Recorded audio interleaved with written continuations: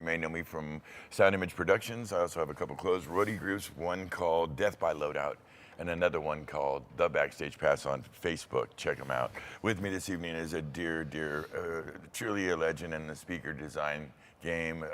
Just one of the sweetest kids in the corral and one of my favorite people on the planet. It is Bernie Broderick. How are you, sir? I'm doing all right. We guys are on point tonight. Look, I'm watching the clock. Everything's on point. We're trying to do better.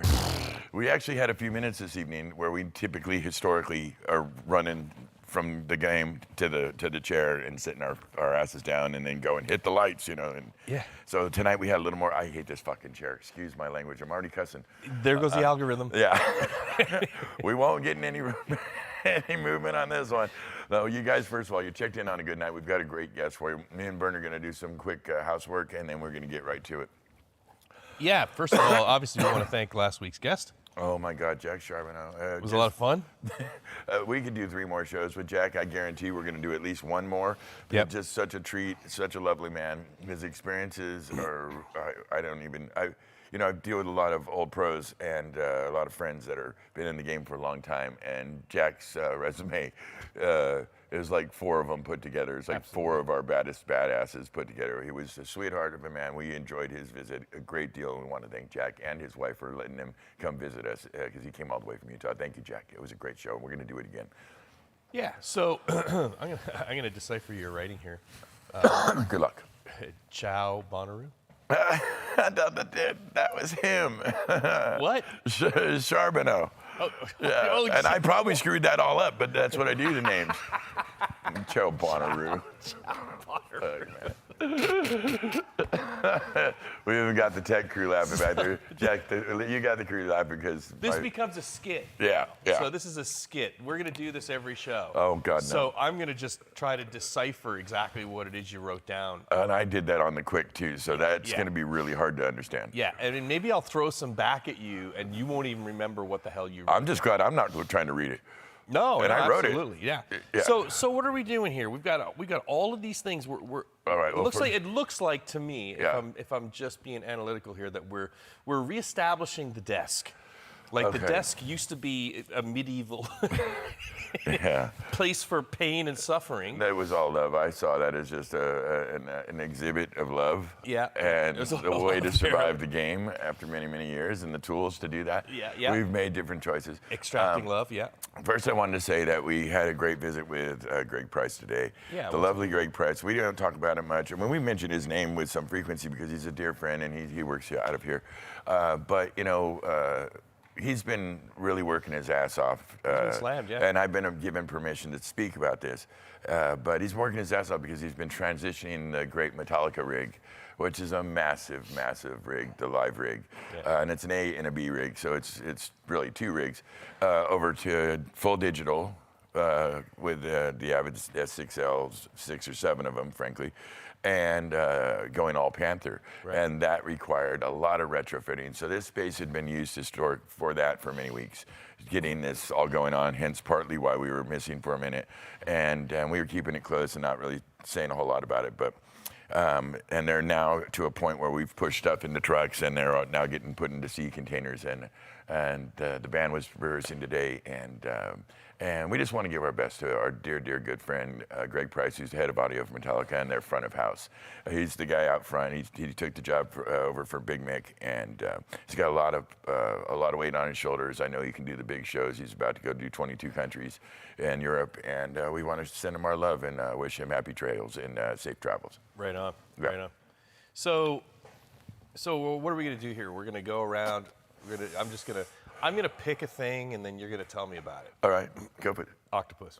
Octopus came. Octopus is just behind you. The other things you see out, ladies and gentlemen, you can see a few of them, I guess. We have a big stock of things that have been sent to us by lovely people, friends. I guess you could say fans. We don't really have fans. We have audience members, but we have some really good audience members that have sent us interesting things. In the case of the octopus, on the other hand, that was from the big boss, George Edwards, the general manager of Sound Image Productions, and he got that for Mikey Mikey because we call Mikey the octopus. Mikey and Zach are handling all the technical stuff back there right now.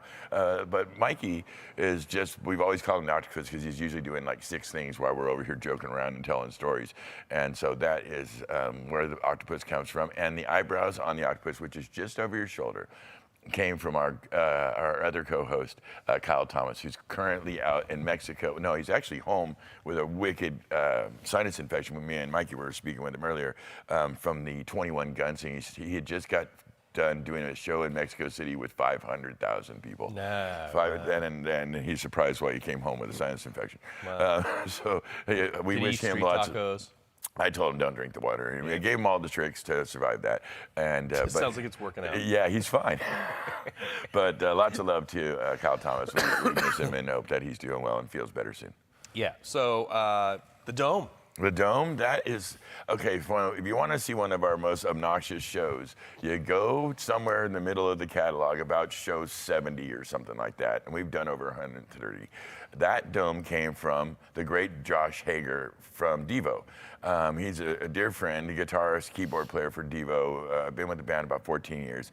His brother also happens to be Paul David Hagar. That's Devo's front house engineer and one of the most well-known and most highly regarded mix engineers, particularly studio, in the world. I would be lying. I think it's something like 14 platinum albums, 24 gold albums, countless he just makes Grammys. me sick to my stomach. That's Yeah, and this show is funny to me because I was fanboying so hard because I was so happy I had the Hager brothers with me. So I'm like, I couldn't keep my stuff together. So I was just like, right, like losing it from one question to the next. So you're the Devo guy and you're fucking, the Miley. It was crazy. It's a great show, but I told him that years ago we were moving. I was moving from one place to another, and that's called an energy dome from Devo. Yeah.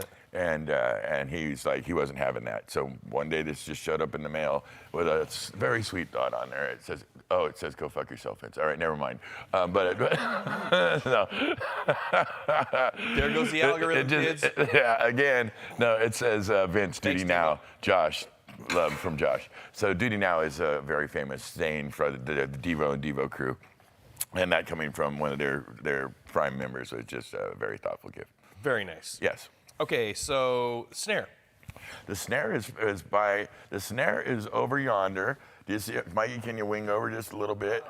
Okay, well, this snare was given to us by Rick Allen of Def Leppard. I was busting his chops. I had done something for him, and I wanted to make sure he understood that nothing in life is free. So I asked him to give... That's kind of how I roll, guys. And so I beat up on him for, I don't know, consecutive 5 or 6 visits until he finally brought me one of his favorite snares. This one was actually made specifically for Rick Allen. It's kind of a cannon, man. It's got It looks a real... like a piccolo type snare. It's not super thin, but it's a small diameter snare. Yeah. What is that, an 18-inch or? I think it's a 14 or 16. 14. Mikey, what is it? It's a 12. Well, there you go. Mikey knows. I only start the stuff. Thank you, my register brother. at like Thank plus you. 14 inches. But I felt like I had pulled off like a coup d'etat getting that away from him because he was they real get precious. They get so many endorsement deals, right? Yeah. Like they get so much gear coming in, and then one day somebody says, "Hey, can I have one of your?" Give me one of your things. They're like, what? You want what? You want one of my snares? Yeah. No, it was not that one. Not that one. Yeah, we almost had to use the sword to get the snare, but it was love. He gave that up. So that's the great Rick Allen of Def Leppard. Nice. So you led into the sword. Well, the sword we got sent. Again, we get sent a lot of stuff from all around the world. We have people. Our analytics show us that we've got people from Japan to Nova Scotia to all over Europe to all over the United States, Canada, South America that watch this show. And this sword was sent to us from Japan, and it is a gift from a friend named Isaac Ames, who is a badass in his own right. He's married to a Japanese gal. He works out of the Bay Area and spends about half his time here, half his time there. And he was watching the show, I guess, on the interwebs from overseas, and he, for some reason, sent that to us, and it was very kind, and we've been very grateful. Very nice. And I think he just knows that I like edged weapons, and that he shared that with us. Yeah, that's got a lot of edge on it. Yeah, it does. Just enough to get things done. I can't save it to last, so I have to throw in Kiri. Kiri. Now, Kiri is this very a special thing that we talked about last week. It's a strange thing. Yes, yes. If you remember, we talked about it last week, but we didn't have the example of it. That's why I grabbed it off the desk and brought it in. Mine's kind of special. Kiri is this item here. Can you show it? Bernie? Bernie is, of course, the creator of this device. This, and I think you'd do better. Oh boy, he's bringing it right. Extreme close-up. You lost the light, Bern. You're completely black now. There, can you see it? No, they can't. Not at No? all. Nobody Okay. can see anything. There you go, buddy. Use the monitors, buddy. He really wants. Show the top. I think that's probably the. Oh yeah, that's why I was walking for. Yeah, yeah. So the top, he actually used his laser, whatever the hell, and then etched my brand into the top of it. Very, very sweet. This is number 1 or number 2. There's a debate about that of the series, meaning the first or second one that was made. Our guest this evening, the great Greg Price I just mentioned, Brad Max, some real badasses have this technology that Bernie created. Bernie, can you just give us a quick rundown of what's in there? I've totally forgotten. Okay, so there's It's been a minute, you know. air motion. So it has a kind of special 3.5-inch bass driver. It has an air motion transformer for the high frequency, so it's a two-way. Some of the things that make it actually really, really cool are the fact that it has 100-watt amplifier, so 250-watt channels. So by comparison, a typical Bluetooth speaker of the same size is 20 watts total. Yeah. It's night and day different than anything that is out there. So it's like times 5 Yeah. of that power. So Yeah. that's not entirely for volume. It's for headroom and cleanliness and Absolutely. so that's a lot to Reproduction. do with it. Yeah. Yeah. And the Passive batteries, radiators. Huh? Passive radiators. Yeah. There's 3 passive radiators on the back. That was kind of a unique trick because I think I did that without really knowing what I was doing. And the path I took on that was to use the passive radiators and tune them so that they basically engaged below 60 hertz. So if you're playing musical content that doesn't have 60 hertz in it, or 50 hertz in it, let's say, like older stuff like Supertramp and stuff like that. Sure. They don't even, the passive radiator's not even working. Yeah. But when you throw on like EDM or Skrillex stuff or like something. that, yeah, all of a sudden it just opens up into this whole It other sure does. bass paradigm that doesn't exist when you're not feeding it that information. Yeah.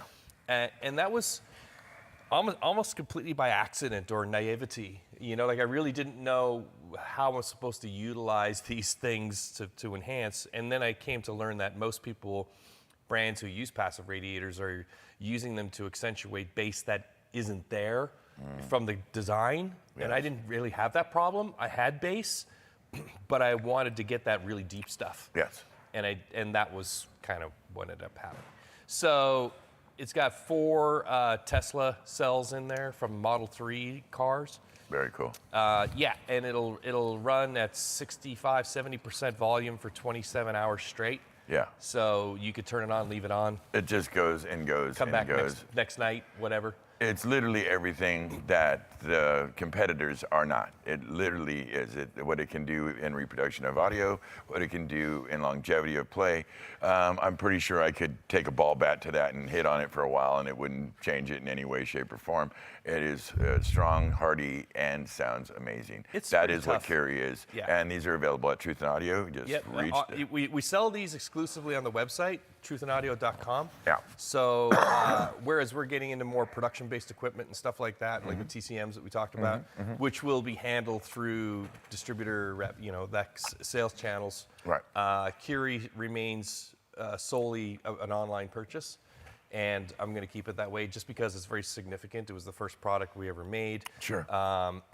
It was developed during the pandemic. It was labor of love, and I put everything into it. So we're gonna keep that just the way it is. Okay. Yeah. No, it's a pretty special thing. Yeah. So thank you for that. Thanks for putting that up. Yeah. And we have an acoustic over there. The acoustic came from a guest recently, one of our most recent guests. That acoustic is from after a song was played My guest is being so good and helpful tonight. We're burning a lot of minutes here, so we'll speed this up. But this acoustic came after being played on a song from the great Clayton Q. He is on the rise, and he is a badass, 6'5" of pure country, and he whipped out a song called I believe it was Going to Nashville. Mikey? Something I apologize, Clayton, but he played it. It was beautiful, and then promptly handed this to me, and it's just sweet. I just know some really kind people. Yep. Thank you, my brother. Electric? Electric. That came from the good people, our good friends in the band Lovers and Strangers. They came and played a set here. It was all captured and recorded. You can find that on the YouTubes, I imagine. And they signed it all up, and I think the key on that one was that it's a Vinci.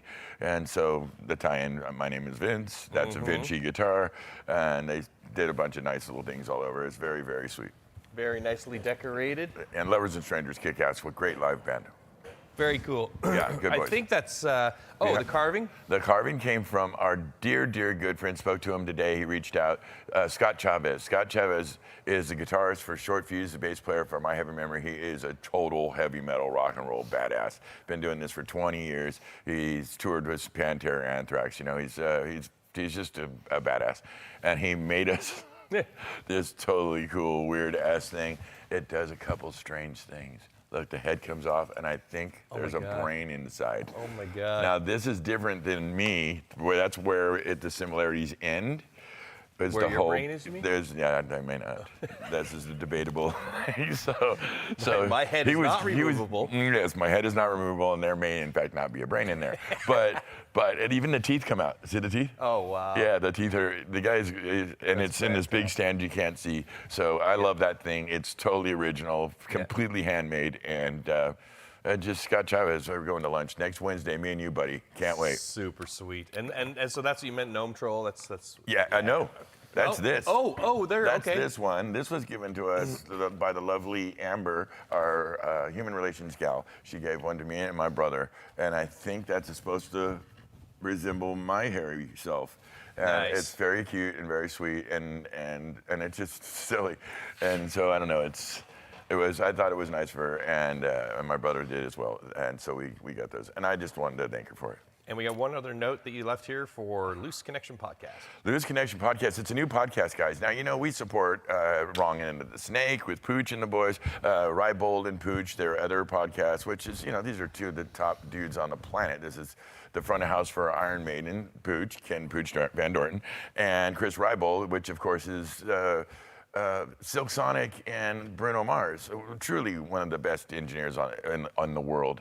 If you want to go hear some ones and zeros shit, go check out Pooch and Rybold or Wrong End of the Snake, either one of those podcasts.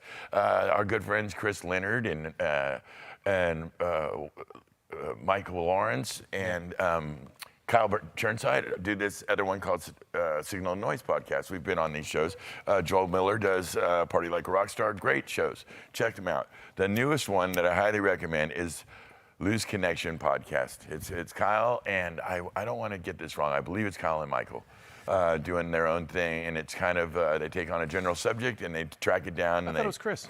Is it Chris? I thought it was Chris and Michael are doing it. It's very possible because It's Chris, possible. I think Chris is unstoppable. I think you may be right now Yeah, I that you think Chris mentioned is it. heading it up. Yeah, I think Mike's a little busy. He just wrote that book and so on and so forth. And we're hoping to get him on the show one of these days. That might be hard, but we're going to give it our best shot. He's a good talk. Michael is I remember having dinner with him in Anaheim at one NAMM show. I think it was Anaheim.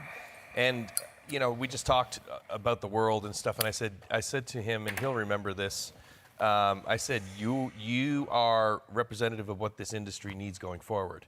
Younger guys who are completely inquisitive and want to learn everything, but they want to learn the old ways as well as the new stuff. He's super interested in the way things were done before, how sound has changed over the years.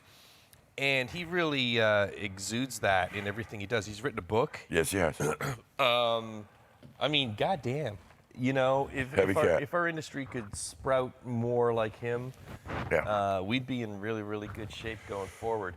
And that was the first time when I talked to him, was the first time I kind of coined that phrase where I said, what you want to be is an engineer, not an operator. Sure. You want to know what's under the hood. You want to know why things work the way they do. You don't want to just have somebody tell you, well, just push this button and push that button and call it a day, because that's not what our industry was built on. That's not what we're about. No, and he certainly doesn't phone it in. The kid's, he's one of those guys, I'm sure. And Kyle's the same way. Yeah, good guy, that one. Yeah. Well, we've had Kyle, we've had Chris on the show. Hopefully we'll get Mr. Lawrence on the show, talk about his book, talk about what he's been up to. He's been out mixing and doing good things, and he's got the 2 podcasts, or at least the one, Signal to Noise. And hopefully you can be will co-host me with me on that. Yeah, I would love, I'll totally be there for those guys. Yeah, you know, it'd be super I'd love fun to get them, because we always have a good chat. I've been on their show a couple of times, and we have, you know, they do the podcast or whatever, which is like an hour. We talk for like 2 hours, you know, like before and after we're going through all this stuff and chatting and stuff, and then we do the show, you know what I mean? Like, so there's a whole lot of backroom discussions we have, and we always have a great time. They're wonderful people. Chris Leonard too, amazing guy. Hard worker. Just all cylinders firing on these guys, you know? No, it's a good team. It's a good team. I think they have a new host with them, helping them do that, but we've carried on enough. Yeah. Listen, thank you for being here this evening. Appreciate it. You look good. Oh, I look fantastic. You look fantastic. I should have said it that way. I think it's unanimous. Everybody thinks so. In the room. I'm sure the comments are flying right now on TV about how pretty you are. It's really good. All right, but we don't want to get stuck there. So we're going to move on, because I have this amazing guest, and I want to talk to him. And so thank you for being here. You guys tuned in on a really good evening. We've got somebody very special this evening. It's a dear friend of the show, a friend of ours. It's a friend in our industry.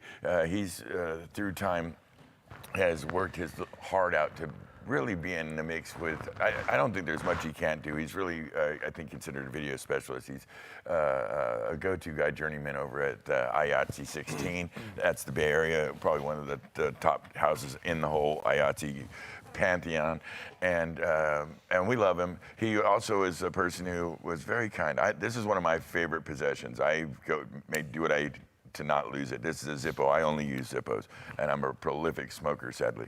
But he's got my brand on it, and he got this for me. It was one of the most thoughtful things. This was probably a couple years back, and he got for the whole crew these cool little tags that go on our keys, and each one of us use them in different ways. Mikey's got it on his backpack. Mine it says "Beyond the Backstage Pass" host, the big dog, Vance Edwards.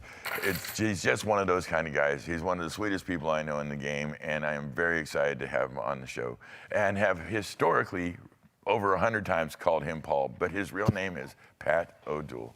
Pat, how are you, my friend? I am doing fantastic, sir. It's so good to have you on the So show. we're going from beauty to the beast. I get it. No, you stop. You stop it. You were listen. Well, you listen. gotta build Bernie up. You know, he's so fragile. I'm very fragile. He can be very, very sensitive, He and is. so I spend time over there fluffing on him. I know. You saw some of that work that went in before the cameras and the lights went on, I know. just to get him on the stage. Out earlier. Yeah, I'm the only one with a exactly. makeup team. Yeah, you know. It's sad, really. No, but it's worth the money. But we love you, hookers so and makeup. we do it because we love you. You don't That's think right. this head shine comes for free, right? No, it doesn't. I can tell you that it doesn't. It's about $7 a jar. And we'll Rub it move on in. from that. Listen, I know you got into the game in some way, shape, or form very early in your life. Kind of lay the foundation about how you kind of got the bug. You know, there's a thing that has to take place first to get to where you are in your career. Absolutely. And tell us about approximately when that was in your life and how it kind of laid out. Well, I hate to say dates, because then people realize how friggin' old You don't I am. have to use any dates if you don't want to. That's fine. It was 1982, fall. The previous semester I was at the community college, College of Marin in Marin County, and I had taken this history and appreciation of film class. Yeah. And the instructor was on sabbatical, so the replacement instructor happened to be a gentleman by the name of Ron Krempitz, who I completely hold 100% responsible for my amazingly wonderful 40-year career so far. It's his fault. Yeah. He was teaching the class. We were watching movies every Wednesday. I think it was Wednesday or Tuesday morning. And it was in the Fine Arts Theater, and we'd see this set being built behind each week. There'd be more and more stuff added to it. So we asked him about it.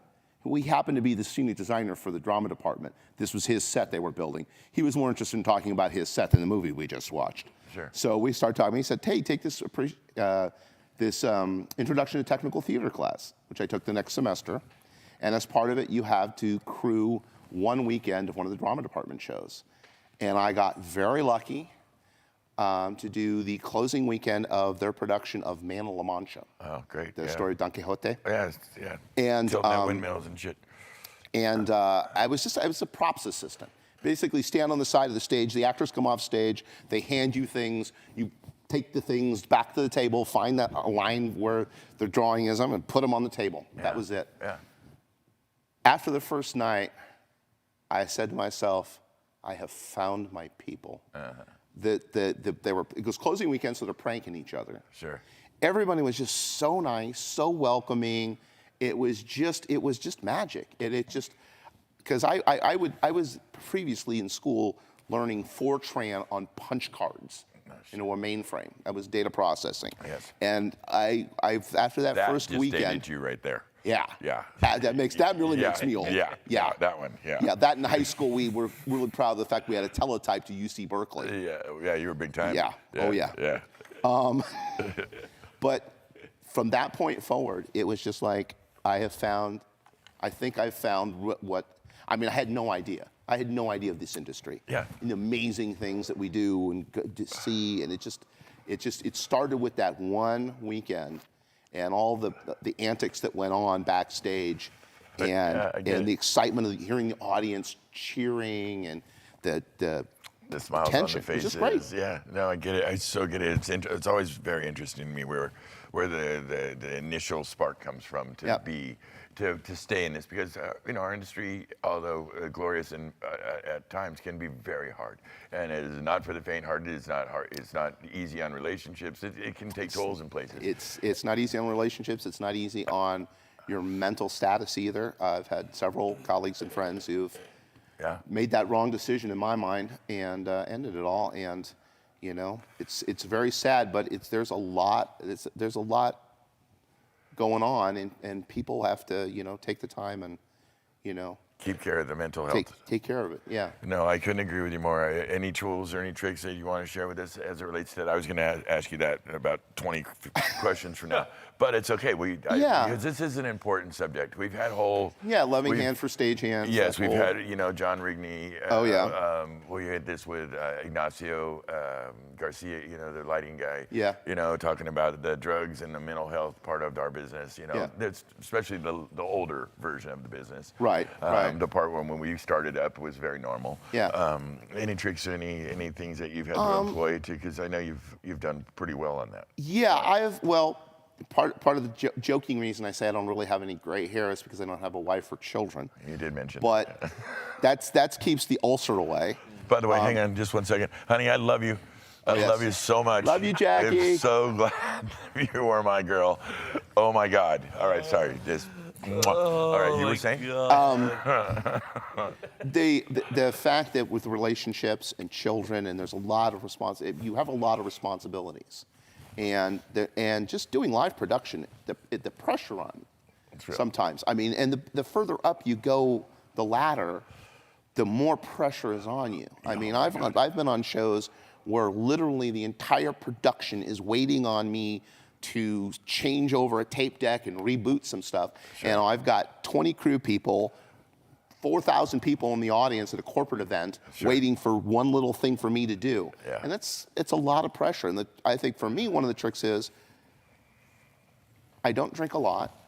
I drink occasionally. Yeah. I don't do any drugs. Yeah. So I keep that part of my life clean. Very smart. And at the end of the day, the day's over. Yeah. I don't dwell on it. I leave it. Walk out. Walk out the door, take the apron off, hang it on the hook. That doesn't happen on the first day, though. No. No. You're right.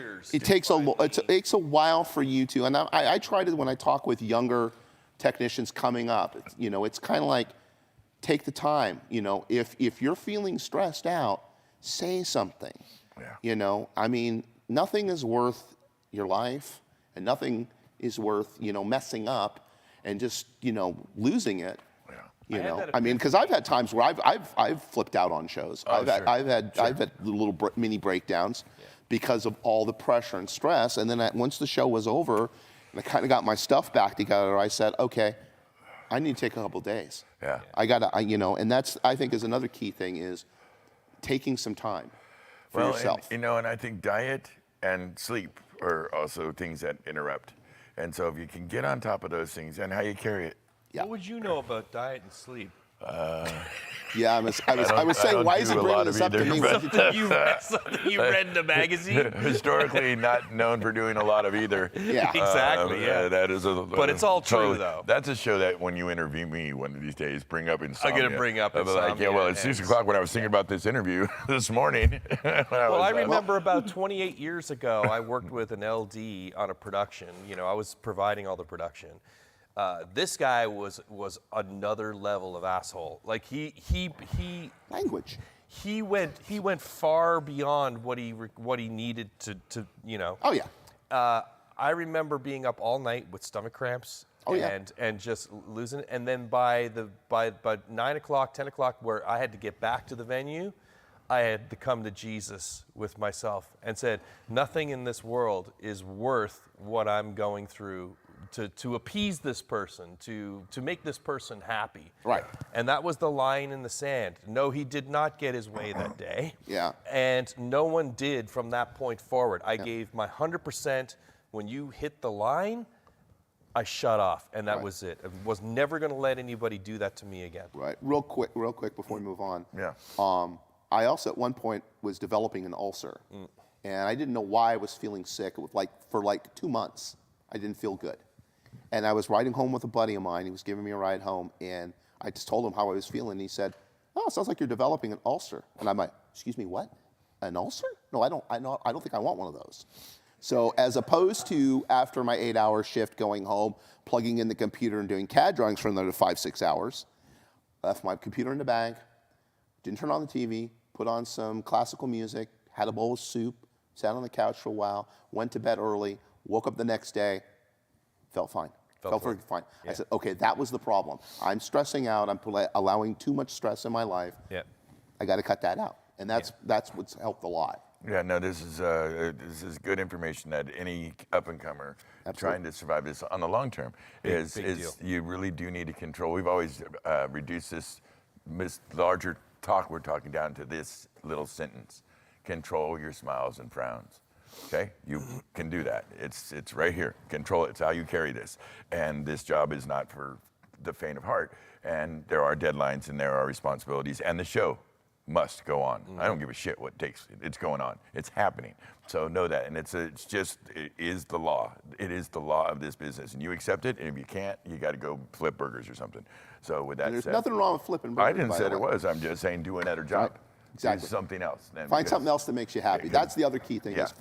Is if you're not happy doing what you're doing, find something else. Go ahead. There's got to be something that'll make you happy. Hundreds of opportunities and occupations and so on and so Thankfully, forth. being a video guy makes me happy. We found what we love. Yeah. And why video, buddy? All the things. You've come through Nocturne, and we're going to go there because I want to talk about Herbie, and I want to talk, I got to.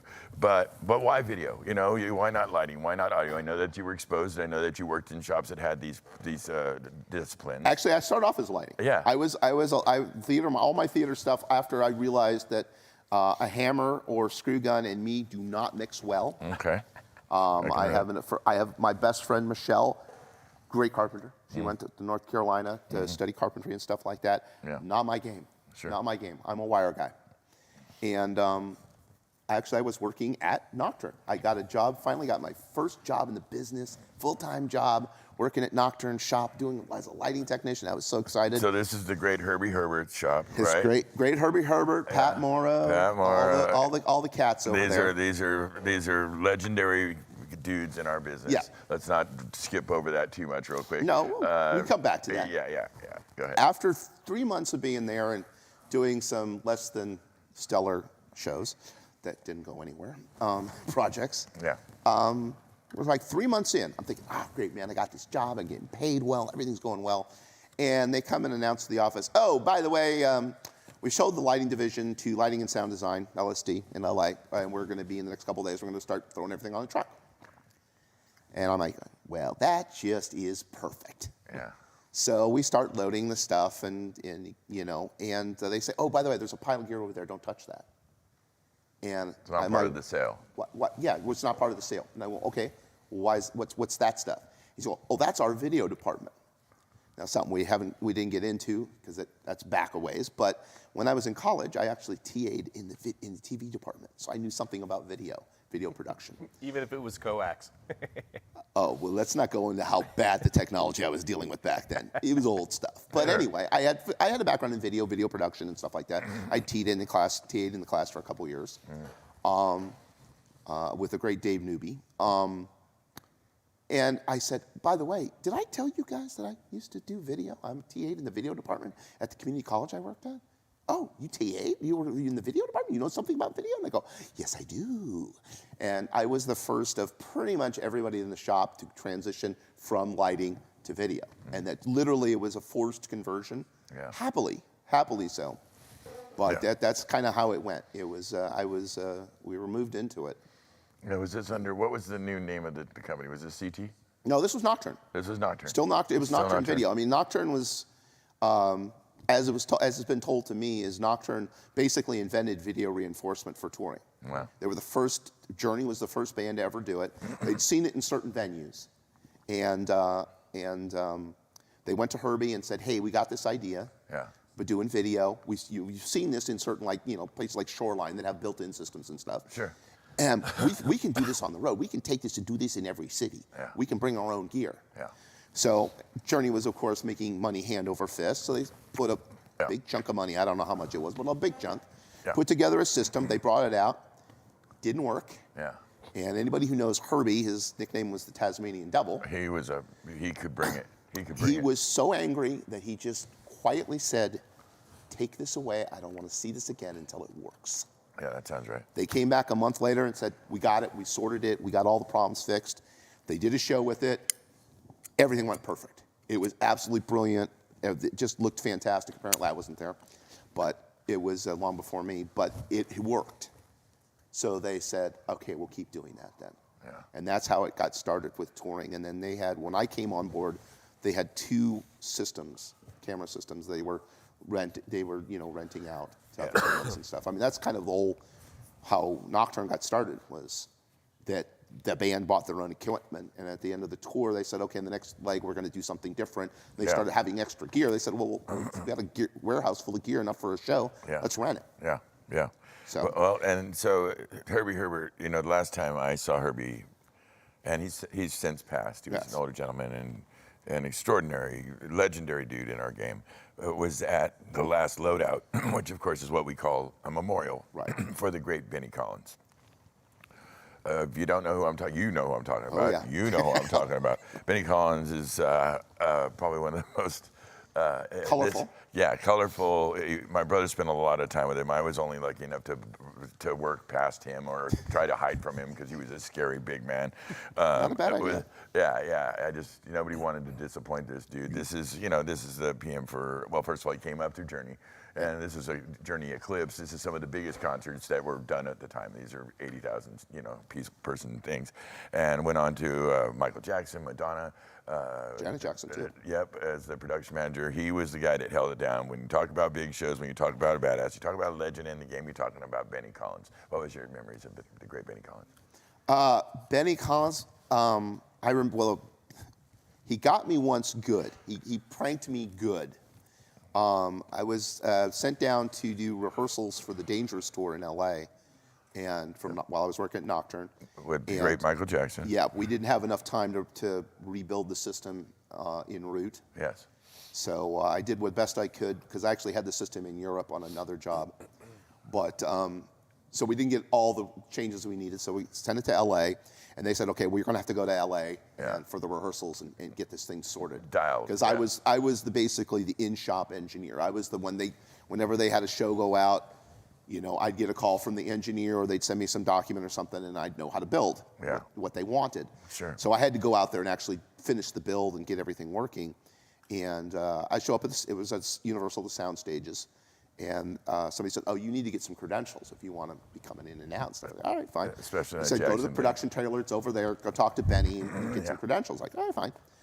I walk into the trailer. Benny's sitting in his big leather chair. Big man. Yeah. African-American. Sounded like Wolfman Jack. Well, Wolfman Black was his nickname. I know what his nickname was. Benny Collins. And he looked at me and he said, because I don't want to mess up the algorithm, "What the F word are you doing here?" Yeah, that's the word. What the hell? Yeah, ruin the algorithm, guys. Come on. And I'm sitting there, and you know, Benny is very intimidating. Yeah. I mean, he Great commands the smile, room. but you Yeah. didn't see it often. And I thought, oh gosh, nobody told Benny I was coming. He doesn't know what's going on. Yeah. Fortunately, he had a very limited poker face. Yeah, It lasted about maybe 15 seconds or so.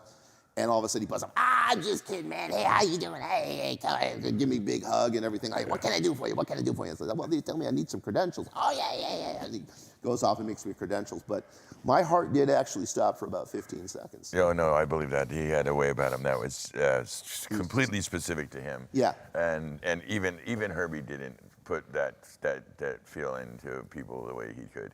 No. You know? And Herbie was, like you said, Tasmanian devil. He was full sawed-off little. Yeah. Oh. He was a hellion. I know you've done a lot of film work.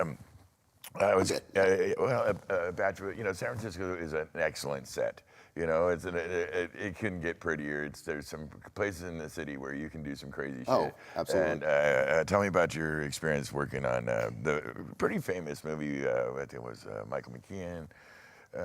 Michael Keaton, Melanie Keaton, Griffith, and Matthew Modine. Yeah, and Pacific Heights. Pacific Heights. Which I believe wasn't even filmed in Pacific Heights. It was not. It was not. It was filmed in the Potrero district because Pacific Heights doesn't let you film after dark. Yeah, well, they ain't putting up with it. No. They don't have to. No, they'll have the name of their neighborhood on the movie. Yeah. But they won't have you shooting. Yeah, there's some special money in that area that just and kind of that makes was their own actually kind of rules. fun because it was one of those overlaps in my life where literally I was working at Nocturne still. Yeah. And because it was slow, Yeah. and they called, and I said, I can work on that film. I was doing special effects. Yeah. So if you ever watch the movie and you see it raining, thank you, you're welcome. Yeah, that was you. That was our team. I understand. I had probably the best job of the whole crew. Yeah. On the effects crew. Yeah. I was hooking up the hoses to the fire hydrant. Oh, sweet. And with the meter and distribution and everything. So once again, doing power distribution, water distribution, it's distribution. Yeah, sure. Video distribution. Yeah. And so unless it was actually raining, Yeah. I was the only guy on the crew that didn't get wet. Because I was way over there at the fire hydrant while they were around the set, and they had 2 sprinkler rigs on these condors. They had one of the guys had an 1.5-inch fire hose that he's just pointing up in the air doing this stuff, so you get that movement in the rain that you see. Yeah. And so if it wasn't raining, then I was dry over there, and they were all wet over there. Sounds like a pretty sweet spot to be in. It was a lot of fun. It was a lot of fun. And that's a great movie. If you haven't seen it, I recommend you check it out. It's a good suspenseful movie. It is. Yeah, and it's beautifully filmed, and everything works in it, which is a rare thing to be able to say. Yeah. You know, the great CT, Creative Technologies. Mm-hmm. I know you spent about 10 years with them. What was your impression of Creative Technologies in your time with them? Well, I actually came on board technically when the company was called AVTS, Audio Video Technical Services. Now, help me. Let's slow up right there. Okay. That was John's shop, right? It was 3 owners. It Yeah. was Chris Guthrie, John Rigney, and Helen Anderson. Yeah. And John and Helen had been married, so Yes. they were kind of Yes. They had Yes. 49% to split betwixt the 2 of them. Oh, yes. And Chris had the bulk of it. But so I started. I actually first met them when they moved in. They actually shared some warehouse and office space with Nocturne. And this is basically old projection days, right? Oh, this is old Teleria light valves and the very beginning of video walls. Yeah, it really back when is it was monitors. the formative time of it. Yeah. Yeah. Mm-hmm. And John Rigney, a dear friend to both of us, and recently absolutely. passed, I guess, about a little less than 2 years ago, I guess. Yeah. Well, I was saying this is the first. Just heartbreaking. That was the first show of this show that I watched was him. Yeah. Because I said, oh my gosh, John's going to be on. Yeah. You know. And by the way, I hope he doesn't bring me up. Yeah, because he was there. He is right. Oh, you did so. I am so proud of you. That is the beautiful John Rigney. We lost him. He was sitting in his chair one night enjoying the TV and passed away. Literally, you couldn't. I guess if it's going to happen, and that was the way to do it. You know, 3 a.m, and you just not copying that. It's no. But my God, the brain on that guy. Oh. He was such a specific dude. He went on to make large screen video. Yeah. Still to this minute, a business partner of ours. Moved forward the video world in live production in a way that is so meaningful. And it was such a treat having lunch with that man, having him on this show. If you want to see a really interesting show, a show chock full of opinions and and passionate speak, check out the John Rigney show we've did. It was excellent, and again, he died shortly thereafter that, Yeah. and it was great that we could capture some of his last thinking and thoughts. If I can do just one little story about John. Please. We miss him. This really shows you the kind of man that he was. He was good. Everybody, he was very gruff, very in your face. He was right there in your face. He was one of these people not to be messed with. He was tall too. Yeah, he was a big man. So he was very imposing. He was a big man. Yeah. Yeah. We were doing the show, the Exotic Erotic Ball. Yes. At the old concourse. That can be a very fun show. I really loved that show. I missed that show. Yeah. Well, yeah. partially also because Halloween's my birthday, so it was like my birthday party, working with all my friends and getting paid and having a fun time, and seeing all amazing the shenanigans that go on. We won't get into lots that. of shenanigans for sure. Got to keep the rating PG. Yeah, that's right. We're setting up, and the people who set up the stands for the projectors didn't do a good job. It was kind of, schlock setup. Yeah. One of our projectionists was up adjusting some of the projectors 6 feet off the ground. Yeah. With 2 of these Teleria light valves, which were heavy projectors. Yeah, and deadly if you get it wrong. Yeah. He steps around the front to work on the lens. Sherman Kennedy, wonderful man, one of the smartest guys I've ever worked with. And adjusting the lens, and the entire thing goes, whoop. Oh, dude. He goes to the ground. The projectors go to the ground. He's hurt. Projectors are pretty much destroyed. Done, yeah. Yeah, but, we're, okay, what are we going to do? John's like going, well, we got this show to do. I got a show to do, but Sherman's going to go to the hospital. Yeah. And he's like torn. He really wants to go with Sherman to the hospital. He wants but both. He's thinking about, I got this show to do. I know John. And Rigney. I'm like going, Yeah. John, why are you even, this is not even a question. Yeah. Sherman Sherman to the hospital. Sherman to the hospital. You go with Sherman. You take care of Sherman. The show does, as far as I consider, the whole show could go up in flames. The building could burn down. I don't care. My good friend Sherman Kennedy's been hurt. And John rightfully wanted to make sure. I mean, they got his girl in a car, brought over to the hospital, and he stayed with him and made sure he was okay. I didn't see him until the next day, because he never came back to the venue. I said, don't worry about the venue. I got this. Yeah. I'm going to yell at every single person involved in this thing, and they can't say anything to me. It's like, you hurt one of my guys. Yeah. But that was the kind of guy John was. He wanted, his most important thing, and that was kind of the whole thing at AVTS, was the employees were number one. Yeah. They took care of us.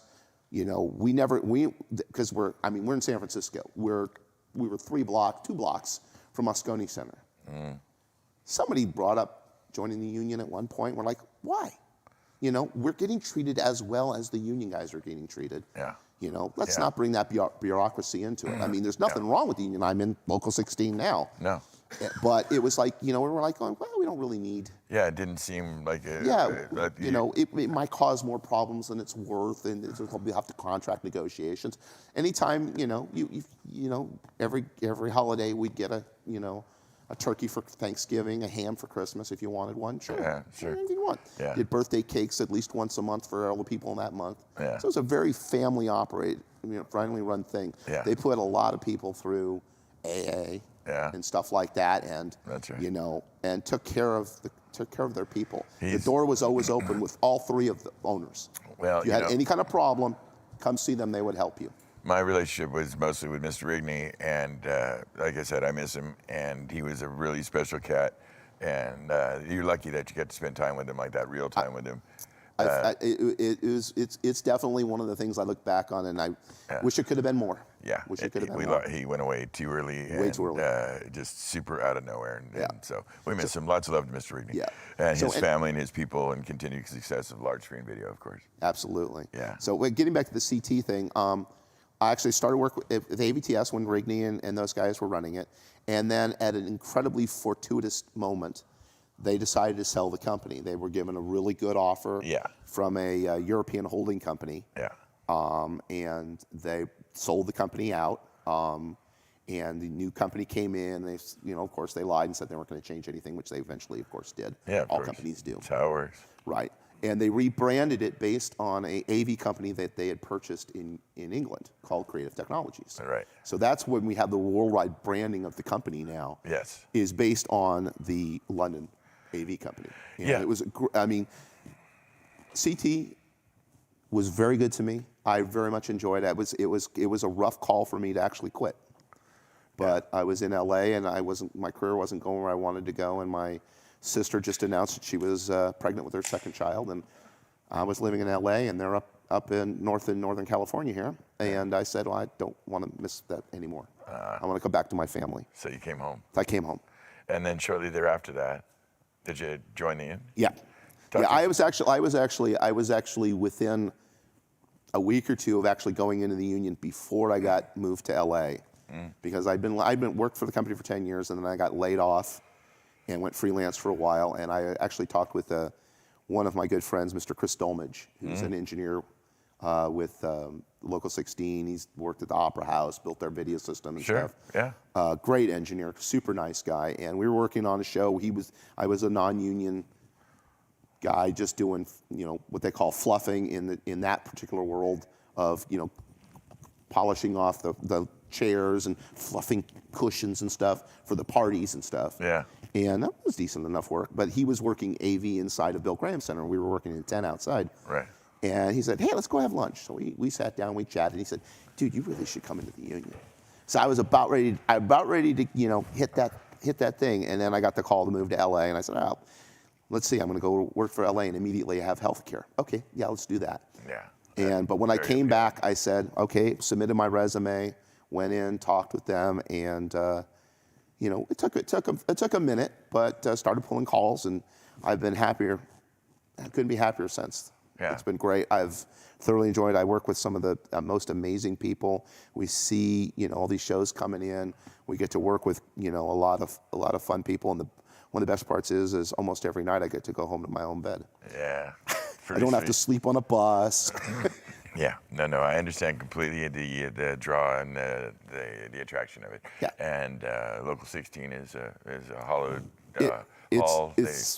I mean, Local 1 will argue to the end of time that they're the best local, but it's a good local. 16 is in the top 5. Let's just say that. I would agree with that completely Easily. And totally. Yeah. One's always going to try to make the claim. I mean, they are called Local. They're one for, yeah, exactly. That just means they're first. That doesn't mean they're best, but they're pretty friggin' damn good.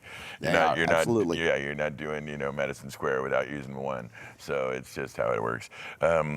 Tour prep for U2's Zoo TV tour. Now, I know you've done so much stuff, but I picked out that one because Zoo TV was so video heavy. I mean, that was really the thing with Zoo TV. It was video screens all over the stage. It was crazy technical. Talk to us about that. It was actually for Zoo TV. They did the indoor broadcast first, which was kind of their tasting it and feeling it. It was when U2 was going from being a very minimalist show to, okay, let's just blow this thing up.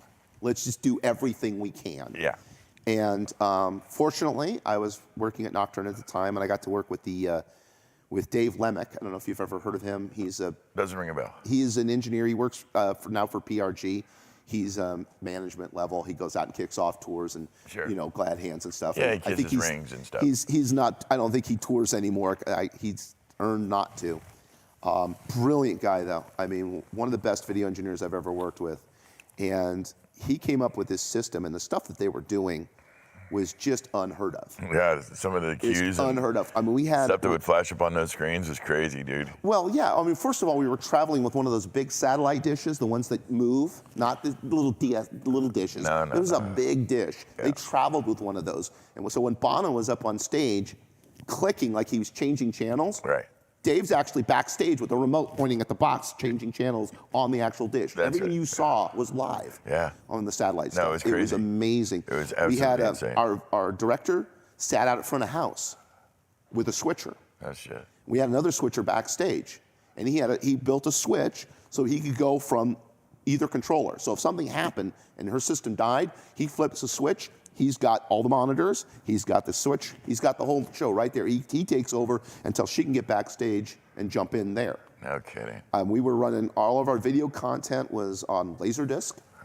Old school. Yeah. Not at that time. At that time, it was cutting edge. That was the stuff. Yeah, we had 2 racks of 5 each of Laserdisc, 10 machines. Wow. We had, we actually got from Dez, the other member of the band that you never see. He was feeding us MIDI, which we converted to timecode, And for several of the songs, the only people in the video crew that were doing anything were the camera guys. Okay. All the video switching to tape rolls, spin-ups, all that other stuff was all pre-programmed to follow the time code. Or MIDI, which is what they were sending. Sure. So basically, because they push a button to start the songs. Yeah. And I mean, that kind of that stuff, the multiple projectors that we had. So ahead of its time. Oh. Yeah. You know, I mean, we had on that tour was Bob Loney was our head projectionist, and we spent 1 week in D.C. at the Armory, at the probably epicenter of humidity. Yeah. Couldn't get more humidity. No, couldn't get. Yeah. They stripped every projector that we were using, these light valve projectors. If you don't know what they are, you're lucky. They're a complicated military machine for video projection. They stripped those things down to the frame. No kidding. Took everything apart, cleaned every piece. They got every possible lumen out of each one of those projectors.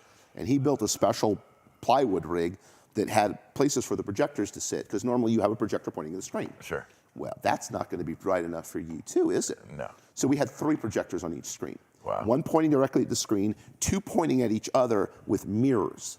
So basically, in a space that big, you had all 3 lenses pointing. Oh my God. And they were spaced so that when they hit that point just past the mirrors, they were all the same distance from that point to the tip of the lens. Yeah.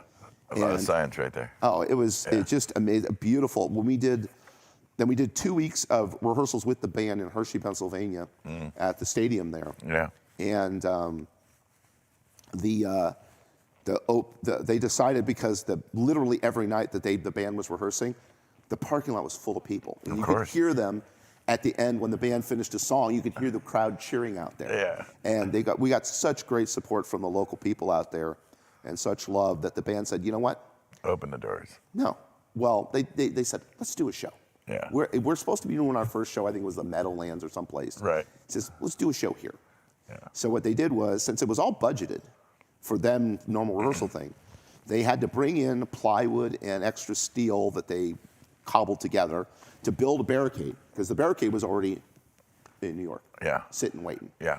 So they built this barricade thing, and then they had, of course, had security and all the stuff. So basically, they sold tickets at a pretty, decent ticket price. The proceeds from the tickets went to paying off the added expenses over and above what they were normally going to spend anyway for a night of rehearsals. And all the rest of the money that they took in, which was thousands of dollars, went to local charities. Yeah, as it should. Yeah. And but when the first show, the house guy, that's why you got to pay attention on comms. He heard "stand by" to turn off the stadium lights. He heard "turn off the stadium lights." Dumped the entire thing into darkness. The only thing that was on the screens was they had already started the snow, the static. Yeah. So that's all you had in the stadium was exit lights and this light coming off of the screens. Okay. And then, so the band immediately starts coming out and playing. The place erupts. Hair on the back of my head goes up. It's just like, oh my God, this is amazing. Yeah, well, to U2's credit, they bring it when it comes to doing a big live show. And the nicest guys. Yeah, relatively humble and a great band. And they definitely put the money where their mouth is. And I think from Zoo TV forward, I don't think they've done a tour that wasn't as... Oh, amazing. Yeah, just really bringing it, top of the level. I know you went out with, Gloria Estefan, as people may or may not remember, had a really kind of a horrible event in her life. Absolutely. Her bus, the bus. Well, yeah, the bus with her on it. Yes, it was a major accident with her bus in her tour. And I know that shortly thereafter, I believe you somehow joined when they picked it all back up and they cleaned it up and worked it out. Yeah, well, what happened was it was a bus accident. It ran into the back of a truck. Yeah. And she was doing something you're not supposed to do on a bus. There's several rules on the bus of things you never do. Yes. One of them is sleep with your head towards the front of the bus. Yeah, bad idea. Bad idea. So when the bus hit, she slammed forward into the headboard, basically, and crushed her spine and everything. The doctors told her she would never dance again, and she might never walk properly again. That's awful.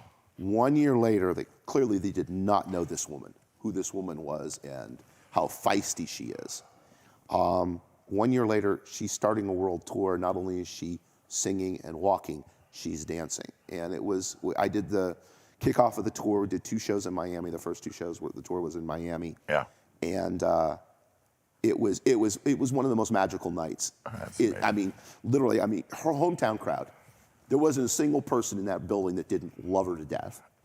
And the way the show starts is all the dancers come in these dichronically colored outfits with basically like a fencing mask on. So you can't tell who's who. If you're close enough, you can kind of tell by body shapes, oh, that's a guy or that's a girl. But other than that, you can't tell. And slowly, one by one, they remove their helmets, and it's this dancer, it's that dancer, till there's one dancer left on stage. And the group of them lift the dancer up into this picture. It's almost a kind of, it's kind of bad to say, but kind of like a Jesus type pose, like this. Sure, sure. And she reaches up, takes the helmet off, and it's Gloria. Yeah. And she'd been dancing on the stage with all the dancers for the last, several minutes, and the place erupts. She starts crying, of course, and it stopped the show for a few minutes. Well, it should, and it was just, one of those things you rarely feel that much positive energy in a room. Oh, that's very sweet. Yeah, it was great. And her and her husband are just so nice. I'll talk with the crew guys, and they said it was one of the best tours for them. They were just treated really well. Very family set up there. Absolutely. Then the Estefans are kind of legendary in samba music. And can you imagine Gloria Estefan not being able to do the mambo? Come on, No, do that? the doctor's telling her she wasn't going to be able to do something. They didn't know who fly. they didn't know who they were talking to. They simply did not know who they were talking to. It's like the line from the movie. They just didn't think it through. Well, we run up against time, and I try to not be too mindful of the time. Yeah. But the algorithm tells us that more people watch when we have less, we're not trying to hit them with an hour and 30 minutes of, of content. But videos for GNR, Dire Straits in Europe. I could come back if you want me to. I would like that. If the people would like, I would say if you want to see a second show, hit the like, subscribe type thing. Do all the things. That's very sweet of you. I forget to do. Smash that button, man. Smash it. I forget to do that business here Yes, you do. show. And I sit at home watching the show every week, yelling going, at it. Dude, say those words. Say those words. And I would like to say hello to all the folks on YouTube. A note about that. That's what keeps me YouTube chat room, who I talk to all the time. Yeah. Hi guys. Yeah. Sorry I wasn't on tonight. You were on. He is real. Yeah, I'm on. He's a real boy. Yeah. See, I really do exist. I'm not an AI bot. Exactly. No, thank goodness. Oh boy, that's a whole nother show right there. What's next for you, my friend? You can just wait for this kit fire up. I back in the mix. think probably the next big show coming into town is game developers, which loads in about a week or so. I don't think people understand how huge that whole thing is. It is crazy level, right? And you're a video god, so they're going to really depend on your skills. Yeah. Oh my goodness, that would be a huge show. Thank you so much for being Absolutely, here, my love. my friend, You're a man. dear friend. I appreciate you more than you could possibly know. Thank you for all your support during this whole thing. When me and Bern came up with this, God, I don't know, however long ago, In the before times. 2-3 years ago now, I guess. It was the before times. Yes, Before times. yes. You have been there with us for almost, like you said, you picked up a John Rigney, and I don't know what number he was, but he was certainly early in the roster. Yeah. And we were on that side of the building acting like fools and having fun with it, and you were there. Yeah. I did have one question. Tell me. Did John Del Rio purchase one of the speakers yet? John Del Rio. We shan't speak of these things.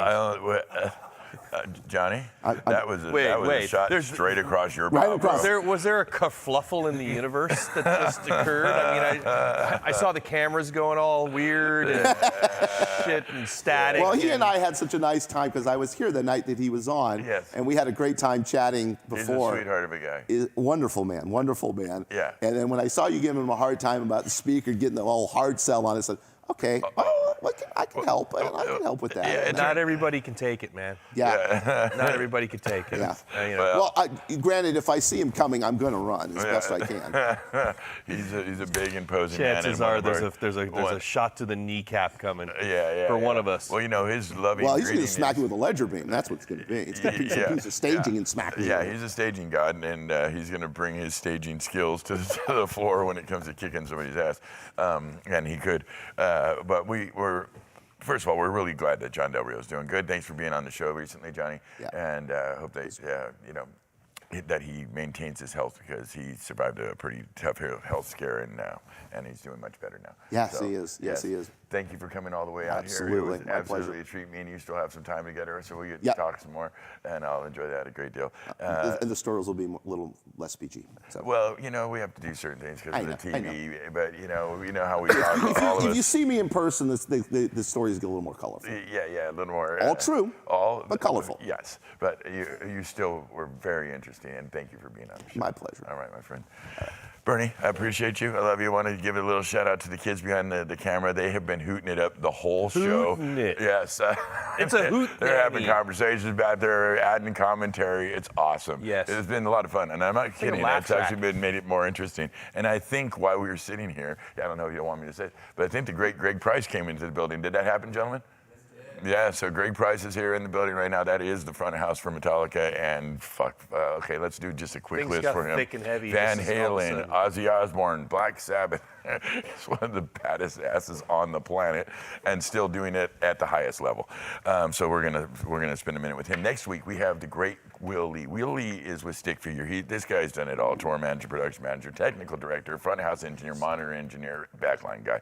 His career is a career of fearlessness. He's done it all. He's worked with artists and for many years, like the Pointer Sisters, Vanessa Williams, Taylor Dane, Bruce Hornsby in the Range, the Gypsy Kings.